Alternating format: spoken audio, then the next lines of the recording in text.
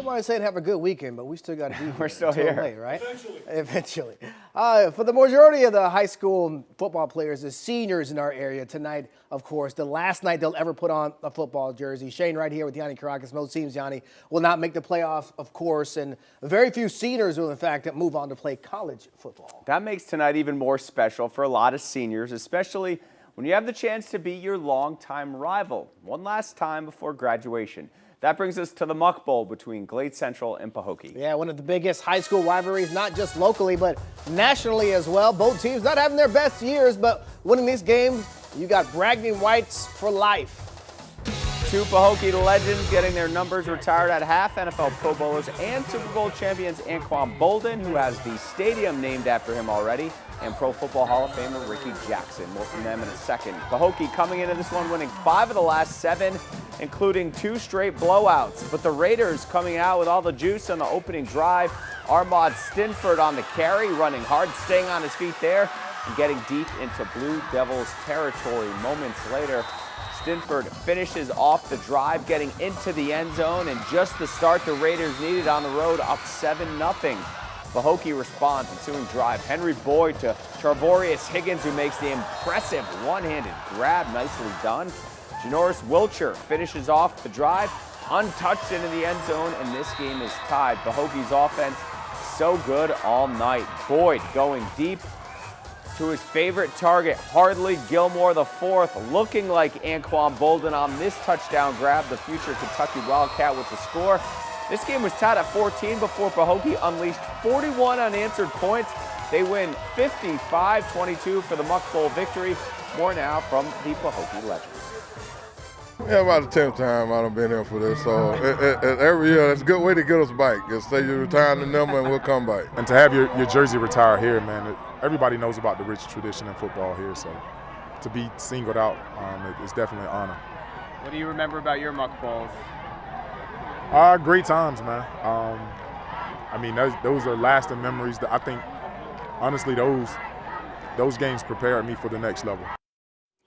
The Muck Bowl, always a good time. A top 10 matchup between Kings Academy at Benjamin. Bucks going for their 4th straight win over the Lions on senior night.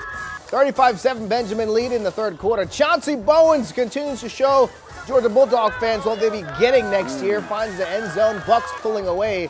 It's now 42-7. 4th quarter, Kings Academy still fighting. Joe Daly making his daily connection with Javion Jones. Makes one final defender miss. Finds pay dirt, now 42-14. Bucks looking to protect the lead and just run out the clock. Phoenix Donjajo not interested in just mailing this thing in. He's running hard for a 1st down and then knocked out of bounds. Final seconds of the game, Yanni. Look at this. Bucks handed off to DeAndre Levasseur. That's a big boy. 6'1", 279-pound defensive lineman. Let's go. Getting the handoff. Shades of Refrigerator Perry. And he gets the score just as time expires. Bucks win it 48-14. Finish the regular season 8-2. I wonder if he had to convince Coach Kretzer to call the put him in play. there. Seminole Ridge at Wellington. Hawks 6-3 this season, trying to stay in that playoff race. Late 4th quarter, up 35-0, trying to hold on to that shutout, and they do so, turning over the Wolverines on downs. Just a dominating effort by the Hawks. 35-0 the final. Wellington finishes a disappointing season 2-8. Seminole Ridge finishes strong 7-3. They're right on that cusp of the playoffs and will learn their postseason fate this weekend. And what could have easily been our game of the week. Number 1 Cardinal Newman at number 2 Palm Beach Central had instant classic written all over it. Looking forward to this one. 2 of the best in the county every year, but they haven't met since 2008, with Central winning that matchup in their 2007 meeting as well. Yeah, so the Crusaders, the bone to pick with the Broncos, and boy, did they pick it. Newman with a 21-0 lead coming out of the half, and Damon Allen gets the interception. The Broncos potentially, though, have life, but the very next play, the Newman defense gets the ball right back. Shortly after, Jalen Brown gets in the end zone. It's a 28-0 Crusaders lead. Broncos just desperately trying to put a drive together, put something together to put points on the board, but Bruce Austin says, not in my house. Well, not in your house, technically. They're on the road. It's a sack, 28-7 the final. Both teams still playoff bound next week. Couple playoff-bound teams with a tough game to end their regular season. Santa Lucius at number 3 Atlantic. Late first half we go. Eagles up 21-0. Lincoln Graff dumps it off to running back to Marion Alberic. He may lead our Football Friday show in touchdowns this year. He and Chauncey Bowens always in the end zone. Eagles up 4 scores. Second half now, Graff flips it to Jadarius Patterson. Patterson has some wheels and the moves to move the ball down for Atlantic. Chiefs trying to stay in this game with some defense. Cornerback Ronald O'Brissy picks off Graff to give St. Lucia some short-lived momentum, but it's the Eagles on top winning this one 44-28. Atlantic, they're going to be a tough out in the playoffs. They beat a good team tonight. Coming up after the break, Jupiter tries to finish up the season strong as the Warriors head back to the playoffs, and we head to the Treasure Coast when Football Friday returns.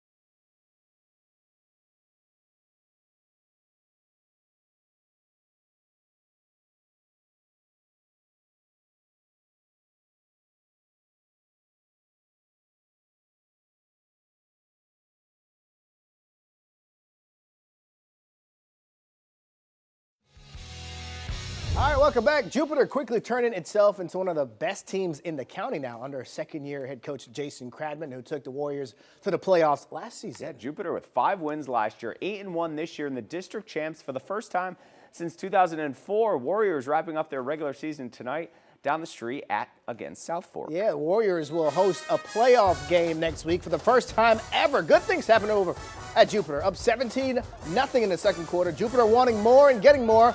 Luke Douglas across the middle to Reese Hall, and he's got a Hall pass down the field, takes up the sideline, and it's a foot race to the end zone. He's going to win it. 65-yard touchdown. Jupiter extended their lead 24-0 midway through the second. Ensuing South Fork possession, Gennaro Sumter takes the handoff, and he says there's still some bite in this bulldog. And makes his way through the Jupiter defense. Sumter scores from 35 yards out. Conversion good. It's 24-8. Next drive for Jupiter. Douglas going back to work. This time it's Timothy Jacobek. Makes a move and has a first down inside Bulldog territory.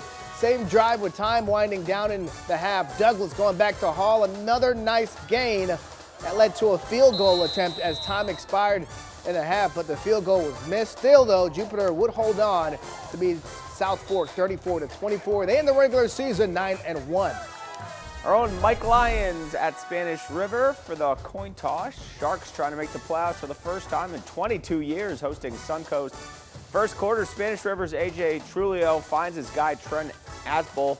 He breaks the tackle and gets some big yards. Next play, Zachary Anthony Russell on the carry.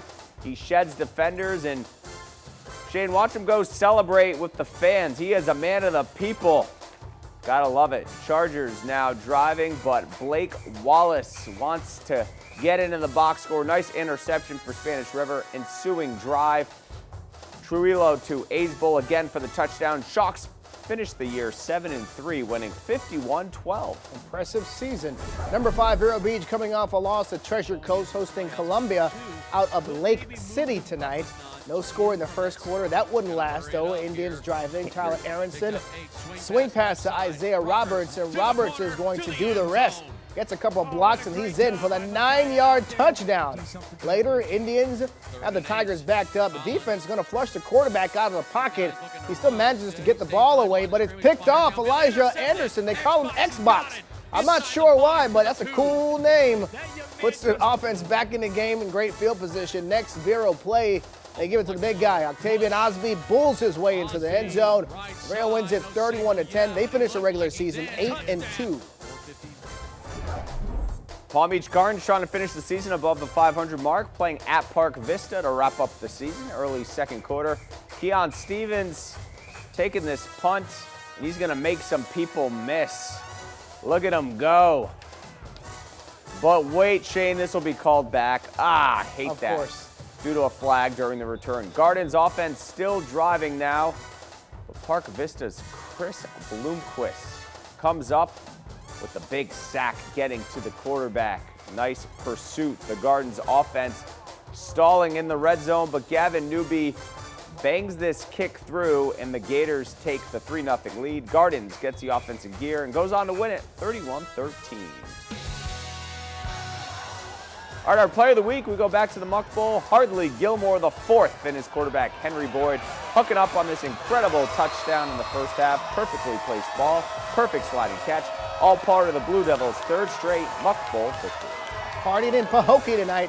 To the scoreboard, congratulations to Sebastian River beating Paxton to win the SSAC Atlantic State Championship last night, 15-14. Also from last night, the SSAC Cup Championship. Berean Christian wins it 26-22 after going 0-8 in the regular season, Yanni. Wow.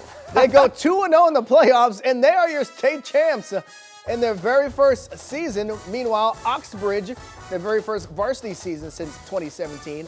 Oxbridge winning the SSAC 3A state title, 35-0 over St. Joseph. All right, now back to the FHSAA. Lake Worth wins 5-0 over Boynton Beach. Soccer, baseball, one of those. West Boca playoff bound with a 40-0 win over Olympic Heights.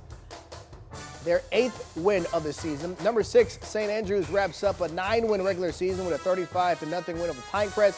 Fort Pierce Westwood all over Boca, 26-7. And Somerset Canyon is topping Forest Hill, 29-14.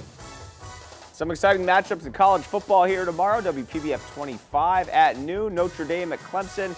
3:30, it's in your in-state top 25 matchup between Oklahoma and Oklahoma State. In the nightcap, Washington and USC in a Pac-12 tilt. All right, that'll do it for the regular season. We get playoff football coming up next week. Looking forward to seeing some teams.